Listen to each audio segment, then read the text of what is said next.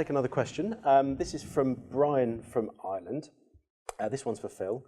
I've previously had a buy-to-let where I had a problem tenant, but it took me months to evict. I'm concerned that having an HMO might increase this risk because you're dealing with more individual parties.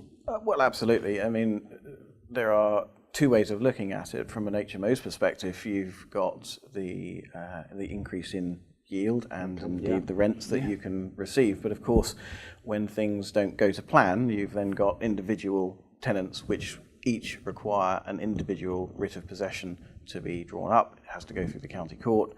And so, yes, you can have some additional costs and problems indeed surrounding that. Okay, so it's really just the sort of volume of tenants you're likely to have in a portfolio of HMOs that would mean you're possibly more likely to have a bad tenant, really. Well, that's right, because you're going to have a higher number of tenants going through those properties across the course of the year, student properties, for example. Yeah. And by the very nature, you're more likely to therefore have a bad apple in the cart, shall we say. Yeah, absolutely.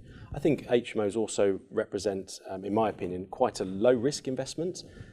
Whereas with a single let, if you have a tenant in there that you're trying to evict, you might be stuck with absolutely no rental income for that property. Well, absolutely. And struggle with your mortgage. Whereas an HMO, if you've got a 7 or 8 bed HMO, if you've got even 1 or 2 bad tenants, the rest are almost certainly going to supplement your mortgage and costs. So for me, it's quite a low risk investment strategy. I think that's right.